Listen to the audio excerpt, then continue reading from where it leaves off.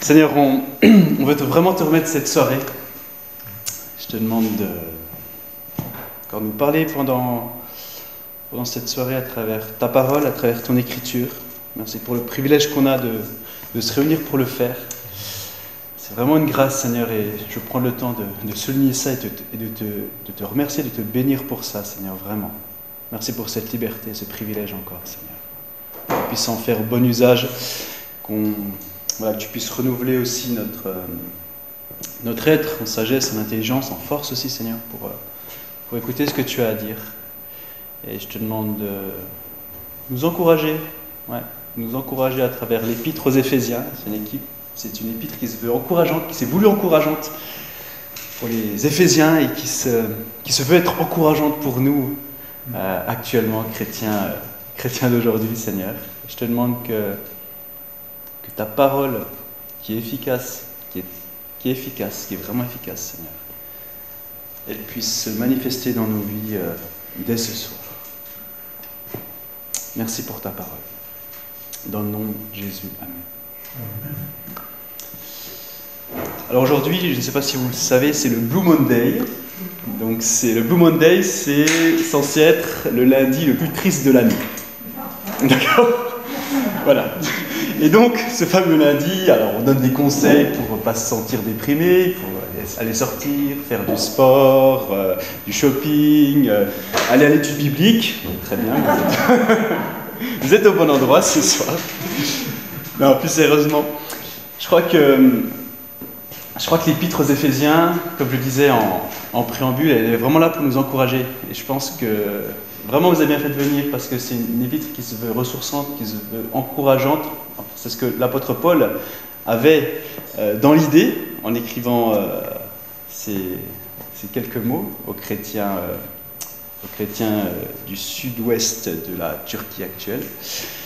Et je crois que ça vaut la peine qu'on continue de s'y plonger. Alors on avait survolé Éphésiens chapitre 1, versets 3 à 14. Pierrot, est-ce qu'on est d'accord sur le texte? Parce que je sais que la dernière fois on n'était pas sur la même longueur d'onde.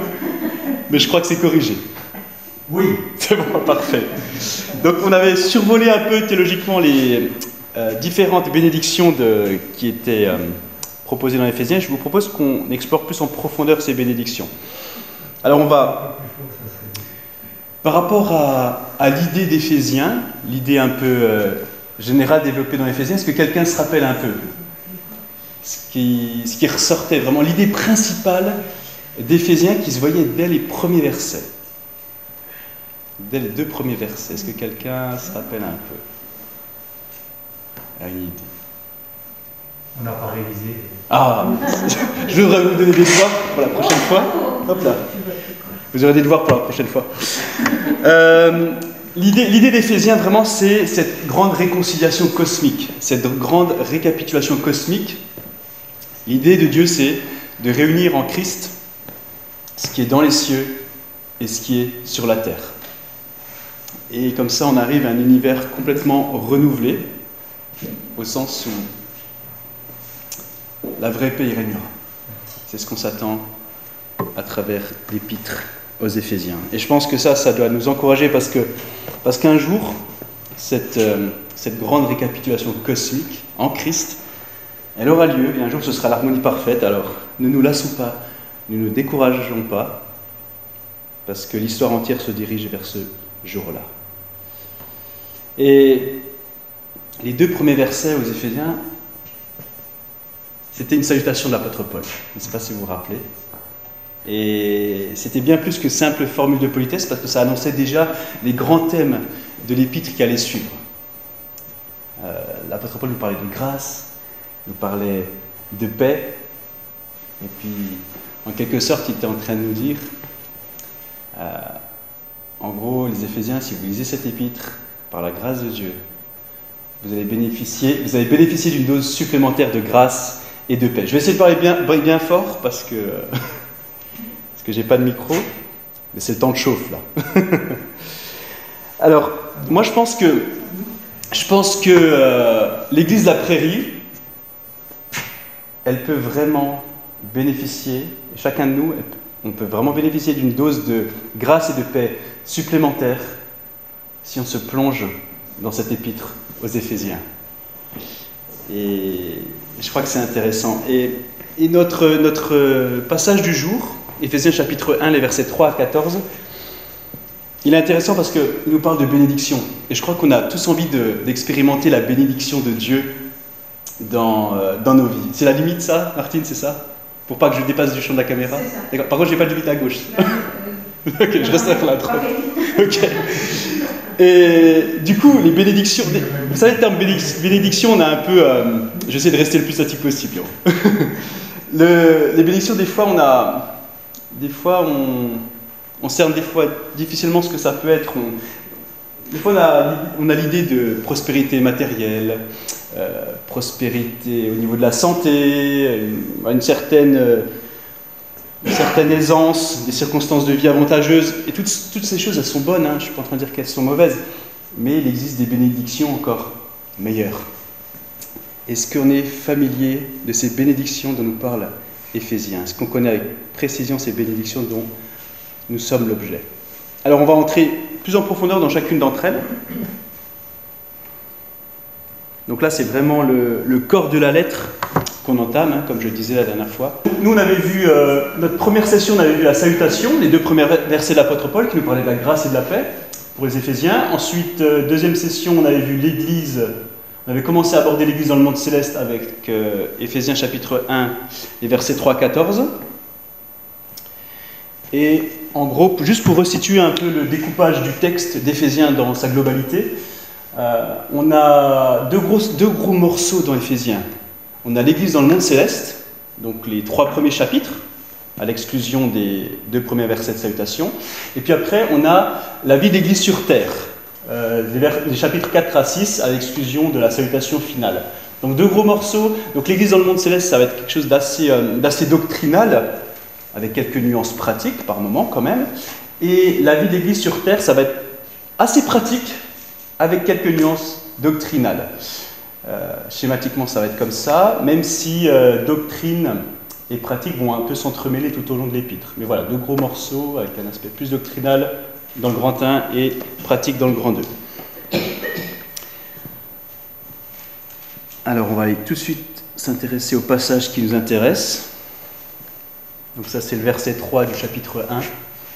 Là, on est vraiment à un tournant, ça ouvre vraiment une première grande partie. C'est une bénédiction en fait. Et là, l'apôtre Paul, il déroge un peu par rapport à ce qu'il a l'habitude de faire quand il écrit à ses lecteurs. Normalement, après ses salutations initiales, il fait expression de sa gratitude, de sa reconnaissance envers ses lecteurs auxquels il s'adresse. Or là, il ne fait pas ça. Il va faire directement mention d'une expression de louange envers Dieu. Ça, ce sera dans les versets 3 à 14. Donc pendant 11 versets, l'apôtre Paul, il exprime sa reconnaissance envers Dieu. Et ensuite, ce sera qu'au moment du début de sa prière, les versets 15-16, qu'il commencera à exprimer sa reconnaissance envers ses lecteurs. Donc ça déroge un peu à ce qu'on a l'habitude de voir avec Paul. Et donc, on l'a dit, la salutation initiale, les 2 premiers versets annonçaient déjà les grands thèmes de l'épître. Ça continue avec ce verset 3. Ça continue d'introduire un des grands thèmes d'Éphésiens qui parle de bénédiction.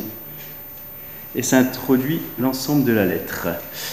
Alors, je vous mets le plan de notre passage de ce jour, avec un petit moyen mnémotechnique pour le retenir. Donc le verset 3, c'est le résumé de la louange.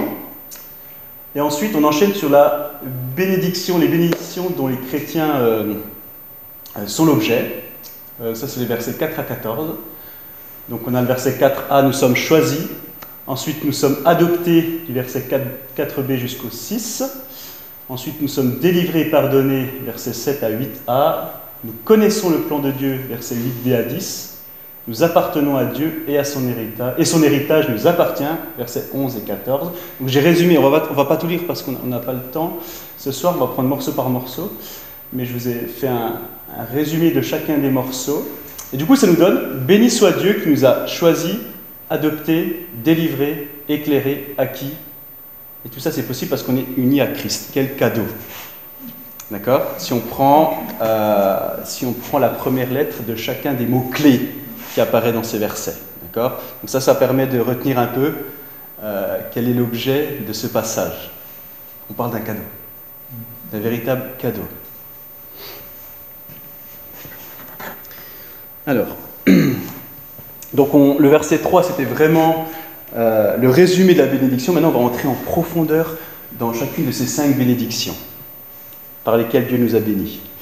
Alors, Paul, il énumère un peu ces bénédictions dont nous bénéficions par le Saint-Esprit et qui constituent notre salut. Grosso modo, on va prendre l'image d'une maison. D'accord ? Notre salut, c'est comme une maison. Et dans cette maison, il y a 5 pièces. Ce sont les 5 bénédictions suivantes. Nous sommes choisis, adoptés, délivrés, éclairés, acquis. Et tout ça, c'est possible grâce à notre union à Christ, par notre union avec Christ. Alors, on va parcourir ces bénédictions. Alors, première bénédiction, nous sommes choisis. En lui, bien avant de poser les fondations du monde, il nous avait choisis pour que nous soyons saints et sans reproche devant lui. Voilà. Le mot-clé dans ce verset, c'est vraiment le terme « choisi ». Il est vraiment question du choix souverain de Dieu, vous savez, de l'élection divine. Et on retrouve cette notion très forte dans l'Ancien Testament. Alors, je ne sais pas si vous avez en tête des exemples d'élection divine, de choix souverain de Dieu, où Dieu a choisi des personnes particulières pour accomplir des choses particulières. Des grands héros de la foi. Ouais, voilà, par excellence, notre héros de la foi par excellence, Abraham. Je vais vous lire Genèse chapitre 12, les versets 1 à 3. L'Éternel dit à Abraham, « Va, quitte ton pays, ta famille et la maison de ton père, pour te rendre dans le pays que je t'indiquerai. Je ferai de toi l'ancêtre d'une grande nation. Je te bénirai, je ferai de toi un homme important, et tu deviendras une source de bénédiction pour d'autres. Je bénirai ceux qui te béniront, et je maudirai ceux qui t'outrageront. Tous les peuples de la terre seront bénis à travers toi. » Donc cette notion d'être choisi, ça, c'est très fort dans l'Ancien Testament avec l'exemple d'Abraham. On a ensuite un texte très fort sur l'élection d'Israël dans Deutéronome, chapitre 7, verset 4. Très très fort. « Tu es en effet un peuple saint pour l'Éternel ton Dieu. Il t'a choisi parmi tous les peuples qui se trouvent sur la surface de la terre pour que tu sois son peuple précieux. » Et on voit dans le texte que ce n'est pas parce qu'Israël avait quoi que ce soit d'extraordinaire qu'il a été choisi. Bien au contraire, c'était un peuple minuscule par rapport aux autres peuples environnants à l'époque. Et il n'avait vraiment rien pour attirer le regard. Et pourtant, Dieu a choisi ce petit peuple. Ouais. Et bien, de la même manière, Dieu nous a choisi, l'Église de Jésus-Christ. Nous, les chrétiens. Chacun d'entre nous, il a élu chacun des chrétiens. Et le choix de Dieu, il est à la fois collectif, parce qu'il a choisi son Église, et à la fois individuel, parce qu'il a choisi chacun d'entre nous. Et je crois que c'est important que Paul précise, bien avant de poser les fondations du monde, il nous avait choisis. C'est bien pour souligner le fait qu'on n'a rien fait pour mériter ça. Mais rien, on n'avait rien d'exceptionnel pour mériter ça, on n'y était pour rien, on n'était pas là. On n'a rien fait pour mériter que Dieu nous choisisse.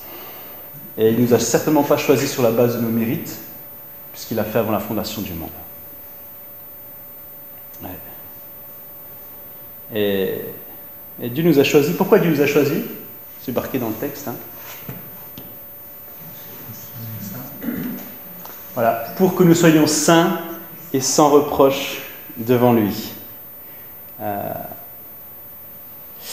Et alors, on est saint par le sacrifice de Jésus-Christ. D'accord ? On est sanctifié par son sang, on est rendu saint, on a un parfum de bonne odeur à l'image de Christ. Mais on voit bien que dans la réalité concrète de tous les jours, notre comportement, il a des fois pas grand-chose à voir avec la sainteté. D'accord ? Et en fait, ce que Paul il a à l'esprit en parlant de cette sainteté, c'est qu'un jour, quand Christ reviendra, quand on paraîtra devant lui, on sera complètement transformé, quoi. On sera complètement renouvelé. Dieu, il nous a choisis tels que nous sommes, ok, mais il refuse de nous laisser tels que nous sommes. Il nous a choisis pour nous transformer, pour nous changer. Et vraiment, saint, ça veut dire être consacré à Dieu. D'ailleurs, ça ne veut pas seulement, des fois on entend, ça veut dire être différent, mis à part, séparé.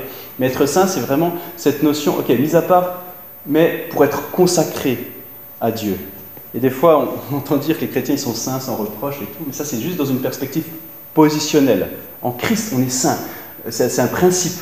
On est rendu saint par le sang du Christ. Mais voilà, dans la vie de tous les jours, c'est pas toujours la même chose, quoi. Donc il faut vraiment faire la différence entre ce principe et la réalité concrète de notre salut. Alors, deuxième bénédiction, donc choisie, donc la première lettre C du mot cadeau. Deuxième bénédiction, nous sommes adoptés. Puisqu'il nous a aimés, il nous a destinés d'avance à être ses enfants, qu'il voulait adopter par Jésus-Christ. Voilà que dans sa bonté, il a voulu pour nous. Voilà ce que dans sa bonté, il a voulu pour nous. Afin que nous célébrions la gloire de sa grâce qu'il nous a accordée en son Fils bien-aimé. Alors Dieu nous a destinés, nous a choisis pour être ses enfants adoptifs. Il avait pour nous cet objectif, mais qu'est-ce que Paul avait à l'esprit quand il parle, quand il évoque l'adoption? Parce qu'il a des choses très précises en tête quand il parle d'adoption. Et souvent comme c'est dans le cas dans Éphésiens avec l'apôtre Paul, il a souvent un double arrière-plan. Il a une double toile de fond. Et il faut comprendre vraiment cette notion d'adoption. On est les enfants adoptés de Dieu. Il faut comprendre cette notion d'adoption sur cette double toile de fond, qui est le contexte gréco-romain dans lequel vit l'apôtre Paul, et aussi tout l'arrière-plan juif, que Paul maîtrise très bien, d'ailleurs. Alors, concernant cette notion d'adoption au niveau d'Israël, au niveau de l'Ancien Testament, dans l'Ancien Testament, le peuple était appelé le fils premier-né de Dieu.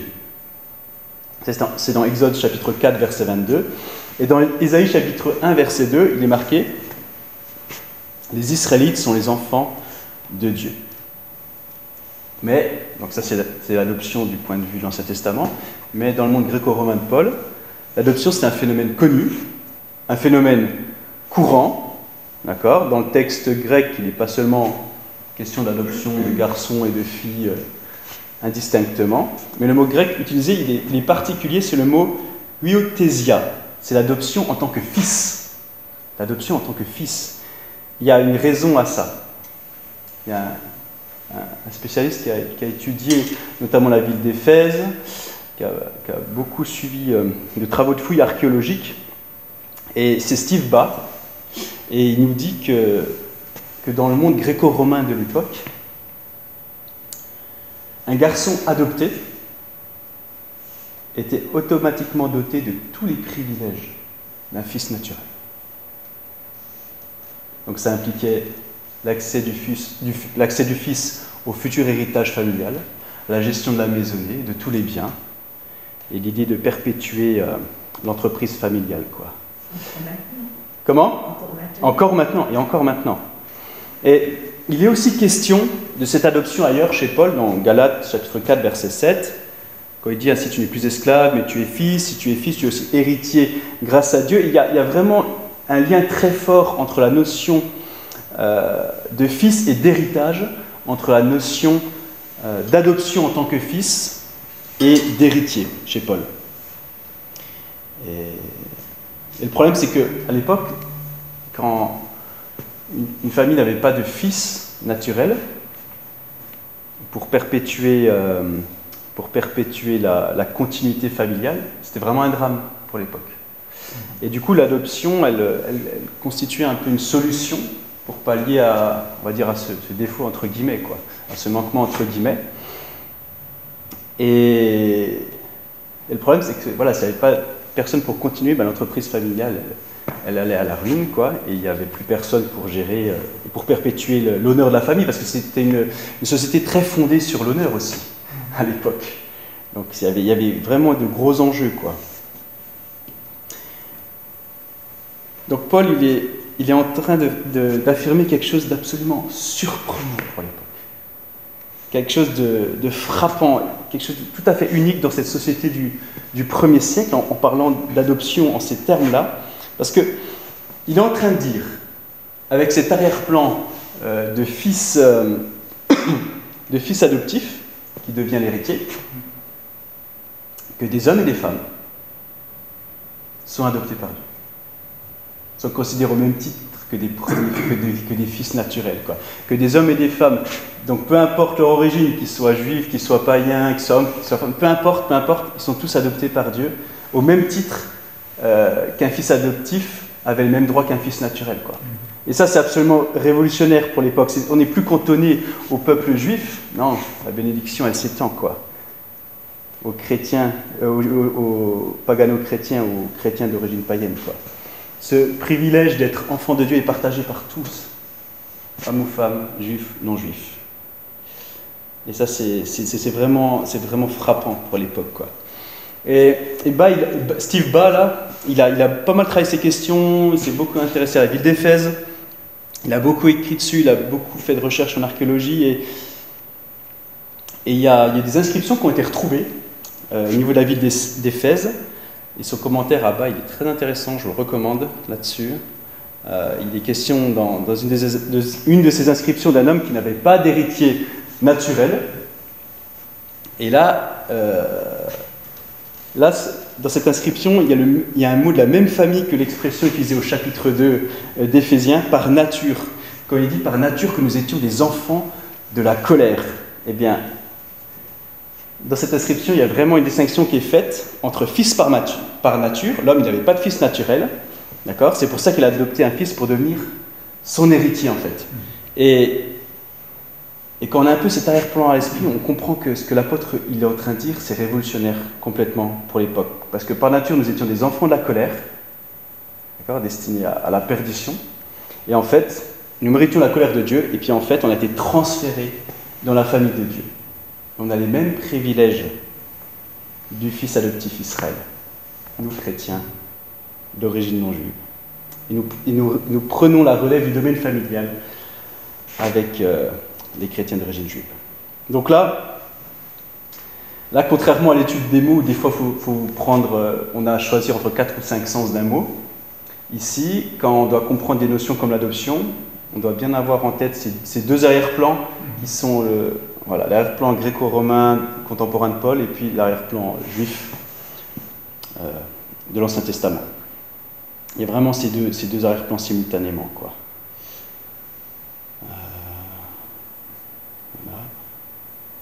Voilà, et je crois que ce que Paul soutient ici, c'est que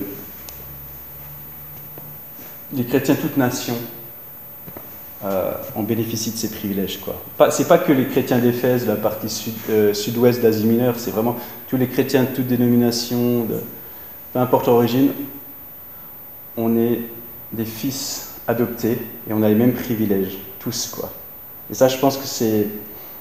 En Christ, ça nous pousse à bénir Dieu, en fait. Ça nous pousse à louer, à l'adorer.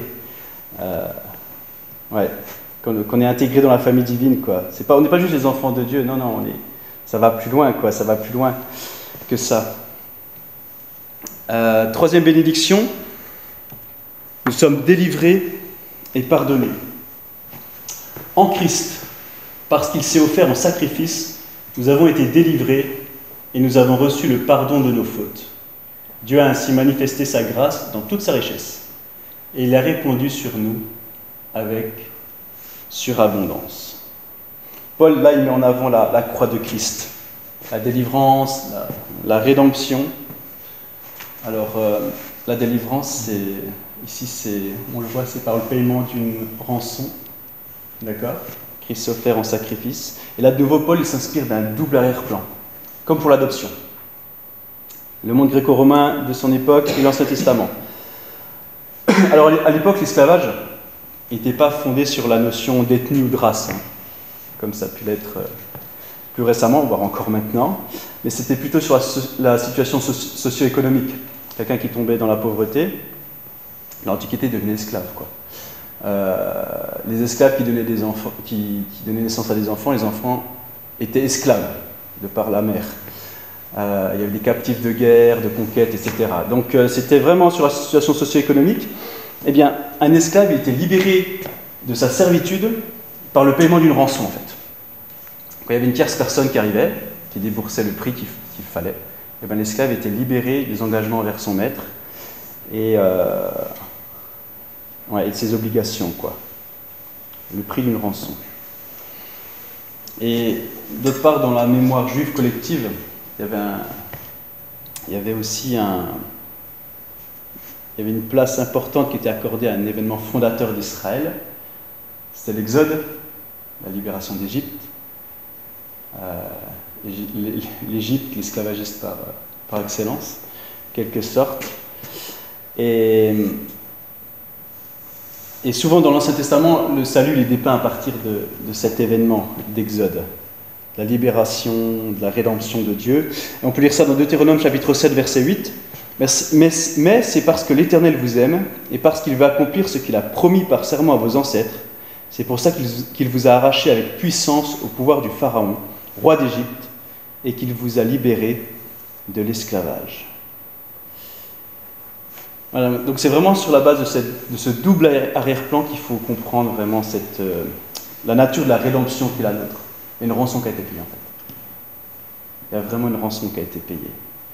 Et puis cette notion de délivrance, elle surpasse vraiment la libération que pouvait connaître un esclave de l'Antiquité. D'accord ? Ça surpasse également la libération d'Israël, parce que là, la rançon, elle s'est faite au prix du sang du Fils bien-aimé de Dieu, quoi, Jésus-Christ. Et ça, c'est le prix inestimable de notre rançon, quoi. Et en plus, on était libéré d'une condition bien pire que celle qu'entraînait la condition d'esclave au 1er siècle, parce qu'on était enchaîné à nos fautes. Et ça, c'était un châtiment. On était voué à un châtiment éternel, quoi. Mais Dieu a pardonné nos péchés en payant le prix de son sang. Et il a manifesté sa grâce envers nous dans toute sa richesse, comme le dit Paul à la fin du verset 7. Et donc, 4e bénédiction, nous connaissons le plan de Dieu. Donc choisi, lettre C du mot cadeau, nous avons été adoptés, la lettre A, la deuxième lettre, D, délivrés, et là nous connaissons le plan de Dieu, nous sommes éclairés, lettre E, 4e lettre du mot cadeau. Alors en nous donnant pleine sagesse et pleine intelligence, pour que nous connaissions le secret de son plan, ce plan il l'a fixé d'avance dans sa bonté en Christ, pour conduire les temps vers l'accomplissement. Selon ce plan, tout ce qui est au ciel et tout ce qui est sur la terre doit être réuni sous le gouvernement du Christ. Nous avons accès à une connaissance. Dieu nous a éclairés. Nous connaissons quelque chose que nous ne connaissions pas avant, que les non-chrétiens ne connaissent pas.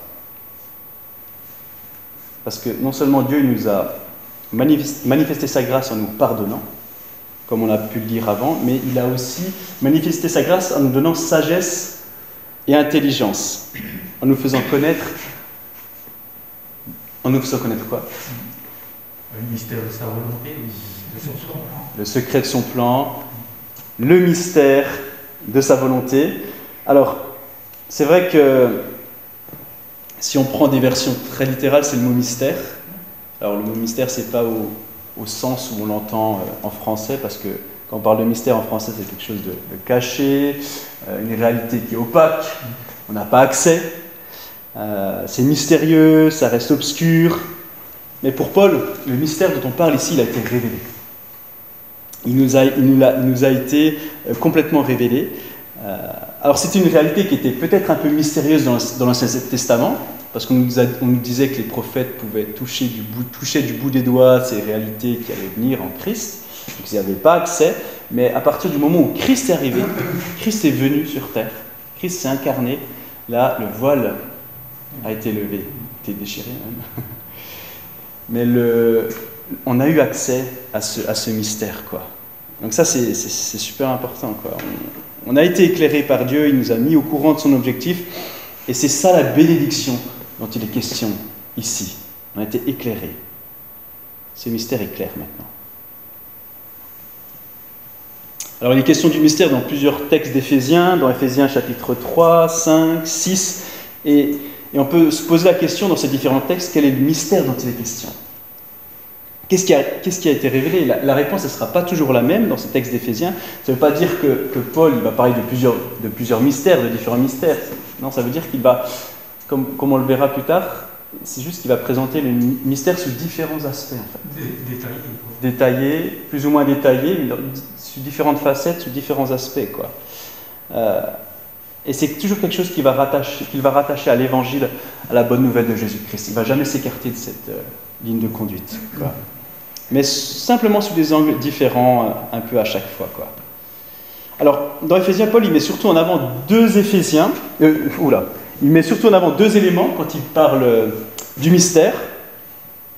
Alors, il y a la première chose, le grand axe dont on a parlé depuis il y a 2 sessions et puis plus cette session. Deux grandes choses. La première grande chose, c'est la grande récapitulation cosmique de ce qu'il y a dans les cieux et sur la terre. D'accord ? On va y revenir. C'est quelque chose de très récurrent. Et l'autre chose très récurrente aussi dans Éphésiens, c'est la réconciliation en Christ entre les Juifs et les païens. D'accord ? Qui acceptent l'Évangile. Et même, je dirais qu'on présente ces deux grands axes, l'un peut inclure l'autre, c'est-à-dire que la réconciliation entre Juifs et païens, les judéo-chrétiens et les pagano-chrétiens, elle s'inscrit dans cette grande récapitulation cosmique des choses qui sont dans le ciel et qui sont sur la terre, quoi. Donc on peut même inclure cette harmonie entre juifs et païens dans cette grande récapitulation de l'univers tout entier. Et il y a un auteur qui a étudié cette notion du mystère avec profit, il s'appelle Karagounis, et il y a plusieurs commentateurs qui se sont inspirés de son étude sur ce mystère de la bonne nouvelle de Jésus-Christ. Et pour lui, il y a 2 obstacles à la réconciliation de l'univers. La première chose, c'est la rébellion des puissances dans le monde céleste, d'accord, le diable et ses sbires. Les puissances mauvaises se sont rebellées contre Dieu, ça c'est un obstacle à l'unité, à l'harmonie de l'univers entier. Et sur terre, il y a une opposition entre les juifs et les païens, les chrétiens d'origine juive et les chrétiens d'origine païenne. Il y a des conflits, quoi. Et le mystère qui est révélé dans Éphésiens, c'est que Dieu surpasse ces 2 conflits, en fait. Il surpasse complètement ces 2 obstacles pour aller vers cette réconciliation cosmique.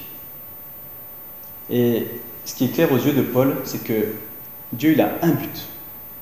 C'est réconcilier les choses d'en haut et les choses d'en bas pour une harmonie complète d'un univers entièrement renouvelé.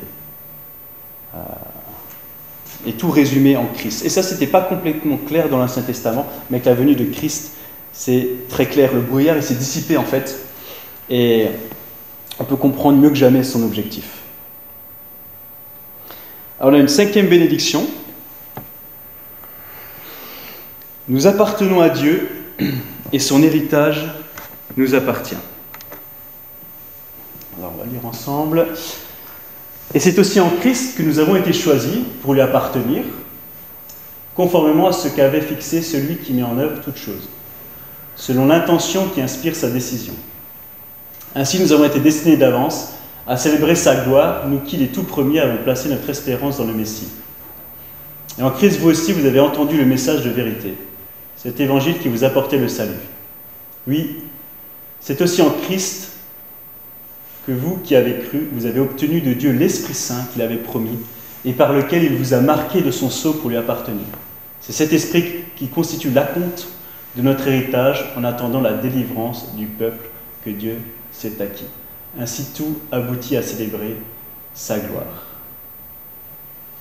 Alors là, on arrive à l'avant-dernière lettre du mot cadeau. On est acquis.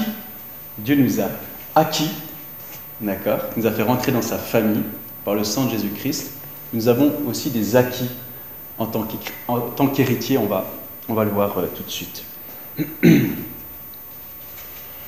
Alors il y a certains pronoms qui sont employés dans ce passage. On va voir que Paul il passe du nous au vous, au notre, et il utilise déjà le pronom nous dans les versets 11 à 12, puis il passe au vous dans le verset 13.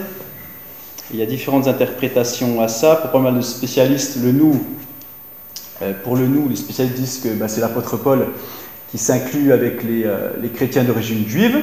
Puis ensuite, il utilise le vous pour parler aux chrétiens d'origine païenne, les pagano-chrétiens. Puis finalement, il finit vers la fin, au verset 14, en utilisant notre pour parler de notre héritage commun, aux judo-chrétiens et aux pagano-chrétiens. Donc on va regarder premièrement ce que Paul il dit sur les chrétiens d'origine juive dans les versets 11 et 12. D'accord ? C'est aussi en Christ que nous avons été choisis pour lui appartenir, conformément à ce qu'avait fixé celui qui met en œuvre toutes choses, selon l'intention qui inspire sa décision. Ainsi, nous avons été destinés d'avance à célébrer sa gloire, nous qui les tout premiers avons placé notre espérance dans le Messie. Donc là, Paul, il n'en dit pas plus sur la nature de l'héritage dont il est question, d'accord ?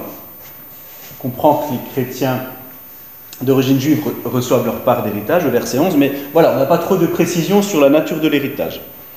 Mais il va y revenir au verset 14. Ensuite, au verset 13, cette fois, on passe au pronom vous. Et en Christ, vous aussi, vous avez entendu le message de vérité, cet évangile qui vous apportait le salut.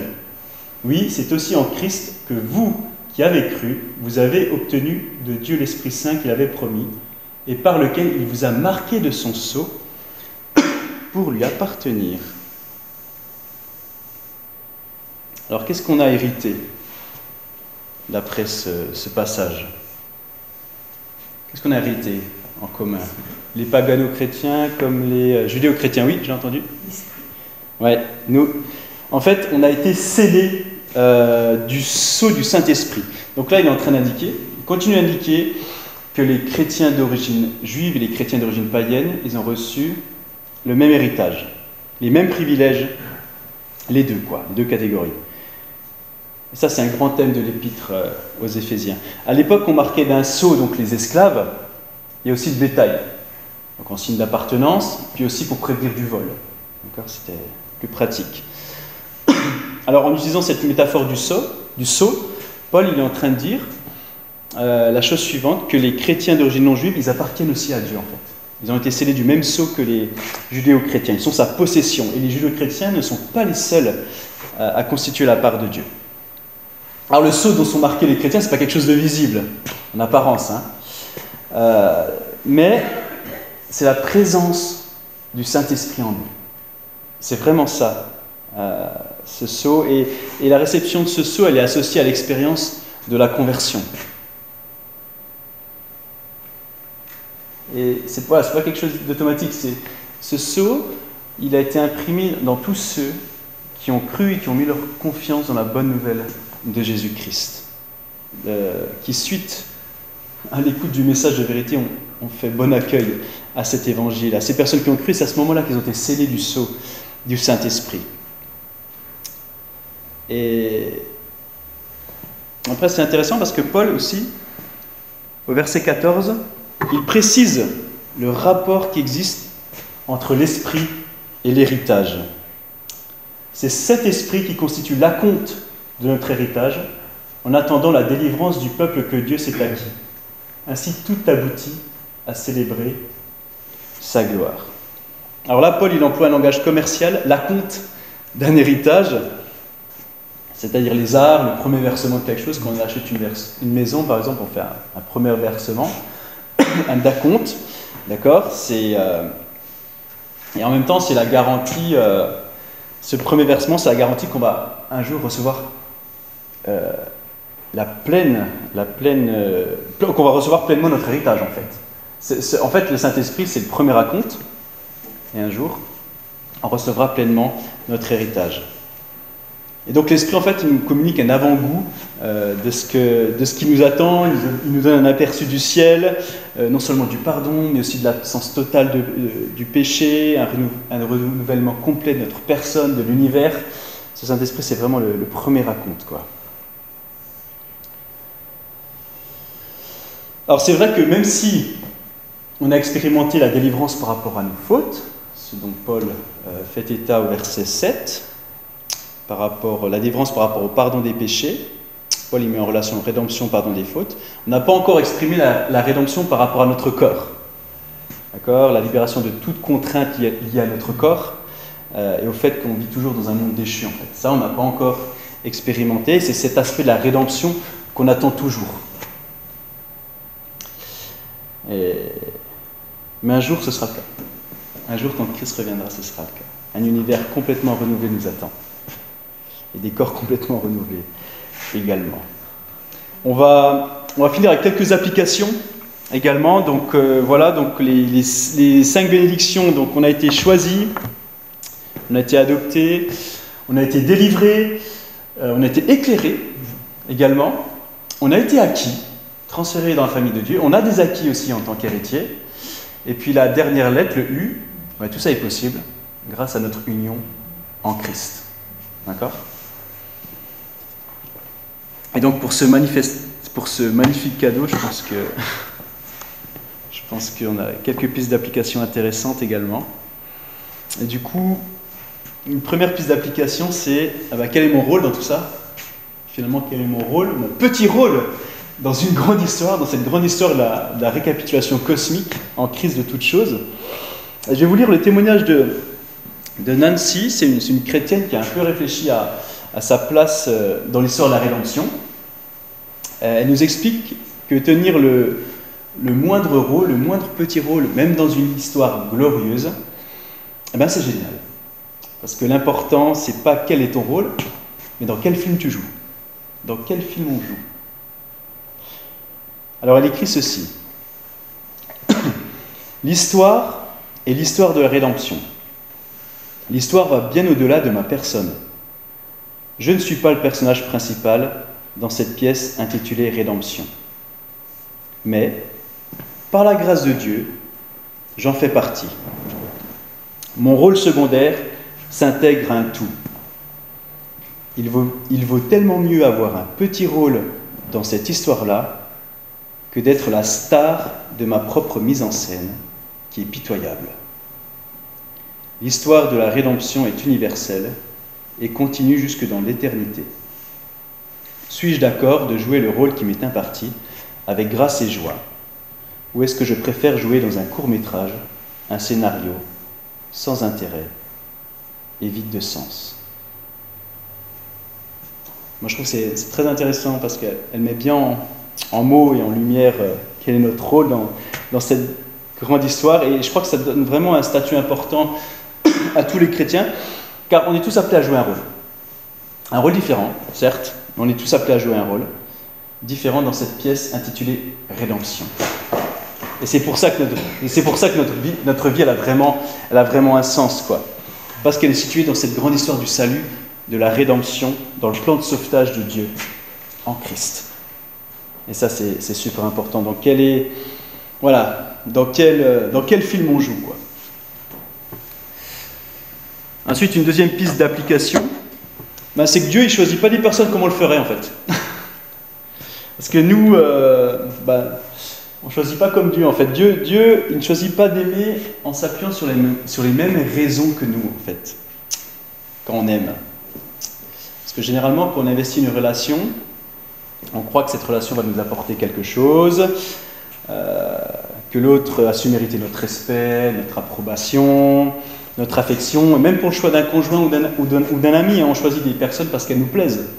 D'accord ? C'est les relations humaines qui fonctionnent comme ça. Et l'inverse est aussi vrai. Des gens nous aiment parce qu'ils nous jugent dignes d'être aimés. Et donc on est constamment confronté à l'obligation d'être à la hauteur. Toujours. Et encore. C'est la relation humaine. Il y a toujours cette pression d'être à la hauteur parce que si je me plante, tel ami, tel employeur, tel collègue Ça dépend de quelle relation on parle, mais ça peut vite s'arrêter, la relation va devenir très compliquée. Hein. Je pense qu'on a tous déjà expérimenté ce genre de situation. Voilà, par exemple, le jeune homme célibataire qui tente de plaire à une jeune femme, la diplômée qui part à la chasse pour se faire embaucher. On a plein d'exemples, quoi. Le nouveau venu en quête d'amitié. Il y a plein de choses, quoi. Et tous sentent qu'ils doivent se montrer sous leur plus beau jour pour pouvoir être choisis, être acceptés. Et tout se passe assez bien tant qu'on arrive à convaincre les autres. D'accord ?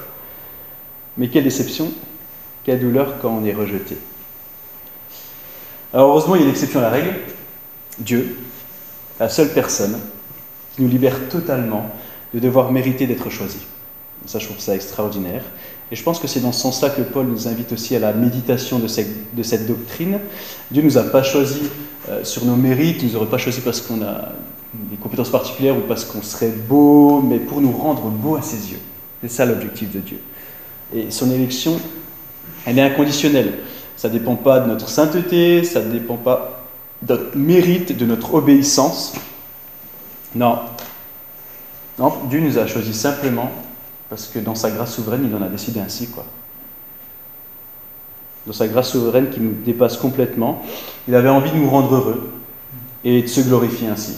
Voilà, tout simplement. Il n'avait aucunement besoin de nous. Dieu n'avait pas besoin des humains, d'accord ? Dieu, il l'a fait pour sa gloire et notre bien. Et ça, je trouve ça extraordinaire. Alors l'élection, c'est une doctrine importante, hein, on en avait parlé la dernière fois, qu'on doit bien utiliser, manier avec prudence, mais c'est une doctrine vraiment importante pour les chrétiens, c'est une doctrine qui nous rassure, qui nous rassure, qui nous stabilise, qui nous sécurise dans un monde de concurrence féroce. C'est peu de le dire. Et je peux venir à Christ tel que je suis, parce que Dieu, il m'a élu, sans se faire d'illusions à mon sujet. Je suis accepté, aimé, chéri, choisi par Dieu, simplement parce qu'il le veut, parce qu'il en a envie. Et lui s'engage à me transformer par sa grâce, par l'action de son esprit en moi. Et je crois que vraiment il est question d'un salut aux proportions inattendues. Et l'œuvre de Christ, elle prend ici des proportions vraiment qui donnent le vertige. On parle de récapitulation cosmique, d'un univers entièrement renouvelé, d'une paix parfaite qui va y régner. Ça dépasse totalement mon histoire personnelle, quoi. Dire que Jésus est mon sauveur personnel, c'est pas faux. Il ne s'agit pas de dire on va se débarrasser de telle ou telle expression, mais rester sur ces expressions, des fois, c'est un peu réducteur, je trouve. Et parfois, à trop parler de Jésus comme mon sauveur personnel, ça peut nourrir une certaine forme de nombrilisme, quoi. Et je pense qu'à moi, à ma petite personne, et il y a des exhortations qui vont dans ce sens, il y a des paroles de chant qui vont dans ce sens, donc faire attention, quoi.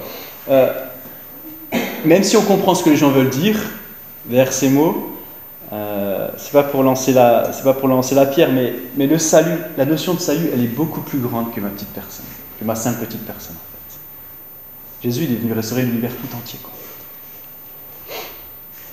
Donc la question finale, c'est: est-ce que notre vision d'Église, elle passe le test d'Éphésiens 1, 8b à 10?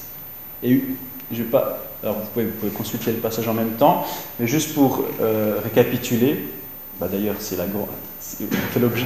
il fait état de la grande récapitulation cosmique. Dieu il donne dans ce texte sa vision pour l'univers, réconcilier toutes choses en Christ. Ça c'est ce passage d'Éphésiens 1, 8b à 10 en gros. Et si c'est ça le plan de Dieu, de tout récapituler en Christ, de réconcilier toutes choses qui sont dans les cieux et sur la terre, je crois qu'on devrait pouvoir situer toutes les activités de notre Église locale dans ce cadre-là. Et ça donne une vraie grille pour évaluer ce qui est vraiment important et ce qui peut parfois peut-être constituer des distractions. D'accord ? Parfois par rapport au ministère qu'on met en place, des fois. C'est une bonne question à se poser, à quel point telle activité, tel ministère contribue à ce grand plan de Dieu de récapitulation cosmique, de restauration de l'univers. Alors si on présente les choses comme ça en réunion au conseil d'église, on va peut-être passer pour un extraterrestre. Je suis d'accord. Mais si on explique un peu ce qu'on veut dire, je pense qu'il y a des choses intéressantes et des bonnes questions à se poser. Et moi, j'aime vraiment méditer l'épître aux Éphésiens parce que dans mon quotidien, dans ma journée, ça me permet d'essayer de situer ce que je fais, ce que je vis, par rapport à cette grille, quoi. Cette activité que je fais dans la journée, est-ce que ça s'inscrit dans ce plan de Dieu de récapitulation cosmique ou pas, quoi, ou ça va en dehors, quoi. Est-ce que je participe à la réconciliation de toutes choses avec l'aide de Dieu, quoi. Et finalement, est-ce que mon plan de vie, il s'inscrit dans son plan de salut, à lui, quoi. Parce que si je vise à mon niveau, à mon propre niveau, le même objectif que Dieu au niveau de tout l'univers, eh ben, je risque d'avoir une vie vraiment palpitante, quoi. Et je ne parle pas d'un grand ministère, je parle même pas de ça, hein, je parle d'un ministère spectaculaire. Je parle juste des moindres gestes de la vie chrétienne. Des choses qui paraissent simples, quoi. Refléter l'œuvre de Christ dans nos relations, quoi. Juste déjà ça. Dans Éphésiens, il est question de mariage, il est question de vie familiale, de relations fraternelles. Où est-ce que je me situe par rapport à tout ça, quoi? Est-ce que je reflète Christ dans mes relations tous les jours, quoi? Au niveau du pardon, au niveau de se supporter les uns les autres, tout simplement, quoi. Je ne parle pas de trucs grandioses, là, je parle de trucs tout simples, hein. Est-ce que dans mes relations, je participe à ça, à cette récapitulation cosmique? Alors, quand on fait tout ça, eh ben, on est au service de ce grand projet de récapitulation cosmique. Tout ce que je fais, tout ce que je suis, doit être au service de ce que Dieu est en train de faire. Je pense que si on s'aligne avec cet objectif de Dieu, avec l'aide de Dieu, le discernement de Dieu, je pense que ça va être palpitant, ouais, vraiment. Ok, je voudrais peut-être juste, si quelqu'un a des questions, des remarques, puis après je peux terminer par prier après. C'est quelle version qui est affichée?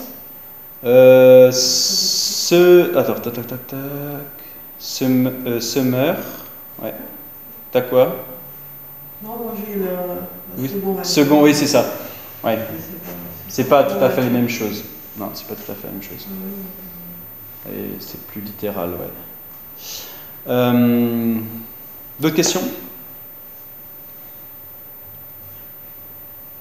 Est-ce que vous êtes prêts pour ce grand projet de récapitulation cosmique? Est-ce que votre vie s'inscrit dans ce grand projet de récapitulation cosmique? C'est ça la vraie question de ce soir, quoi.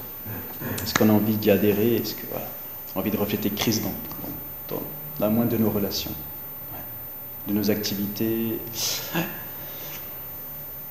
Et ça, on va prier alors. Je vais finir en priant. Seigneur, je te remercie pour ce cadeau que tu nous fais vraiment avec ce passage d'Éphésiens, chapitre 1, verset 3-14. Merci pour ce cadeau, merci pour ces bénédictions qui sont associées à notre salut. Merci parce qu'on a été choisis avant la fondation du monde. Merci pour ce que tu nous as choisi. Alors, pas sur la base de nos mérites, de nos compétences. Tu nous as choisis avant que ce monde existe. Donc c'était vraiment pour montrer qu'on n'avait rien à voir dans tout ça, quoi. Merci de nous avoir choisis, merci de nous avoir adoptés, merci parce qu'on a reçu ces privilèges qui étaient réservés à Israël. Maintenant, comme on était fils, était filles adoptifs, eh bien, on bénéficie également de ces privilèges, Seigneur. Merci pour ça. Merci parce que tu nous as délivrés par ton sang à la croix, Seigneur, qui a été le prix de notre rançon. Nous avons été délivrés de l'esclavage. L'esclavage où nous étions liés par rapport à nos fautes, Seigneur. Merci pour cette rédemption qui s'est faite à grand prix, Seigneur, et qui nous dépasse complètement, Seigneur. Ta grâce nous dépasse complètement, quoi. Et enfin, je te remercie de nous avoir éclairés par le mystère de la bonne nouvelle de Jésus-Christ qui s'éclaircit par sa venue. Merci pour Jésus-Christ, Seigneur. Merci de nous avoir fait connaître ce mystère. Puis merci de nous avoir transférés dans ta famille, Seigneur. On était les fils de la colère, les fils de la rébellion. On était destinés à l'enfer, en fait. Tu ne devais rien d'autre que l'enfer, Seigneur. Et dans ta grâce, tu as décidé d'envoyer Jésus, Seigneur, pour nous sauver, Seigneur. Merci pour ça. Et merci parce que ce cadeau, il est possible par notre union avec Christ. Merci pour ça. Merci pour toutes ces bénédictions, Seigneur. Que ce passage d'Éphésiens, on puisse encore le méditer pendant cette semaine et que ça puisse nous pousser à te louer, Seigneur. Travaille nos cœurs en profondeur pour les attirer à toi. Produis de l'adoration dans nos cœurs, une adoration renouvelée en intelligence, en sagesse, et qui retourne à toi, Seigneur, tout simplement. Que l'on puisse progresser avec toi, tu puisses continuer de nous transformer toujours plus pour nous faire ressembler à Jésus. Et je te demande que tout ce qui a été dit, tout ce que tu as voulu dire encore, ça puisse s'inscrire dans les cœurs ce soir et ça puisse porter du fruit pour toute la semaine, les mois qui vont suivre, que l'on puisse vraiment s'inscrire dans ce grand plan de récapitulation cosmique de l'univers, Seigneur, à notre niveau chacun, qu'on joue dans cette histoire, qu'on joue tous dans cette histoire, Seigneur, mais dans nos rôles respectifs, qu'on ne prenne pas un rôle qui ne nous est pas imparti, mais qu'on reste dans notre rôle, que tu nous conduises dans notre rôle, et qu'on puisse te refléter dans toutes nos relations. De nos relations de couple, nos relations avec nos enfants, nos relations avec nos familles, avec nos voisins, nos collègues de travail, Seigneur, nos frères et sœurs dans l'Église également. Qu'on puisse te refléter, vraiment. Et que tu utilises tout ça pour ta gloire. Dans le nom de Jésus, Amen.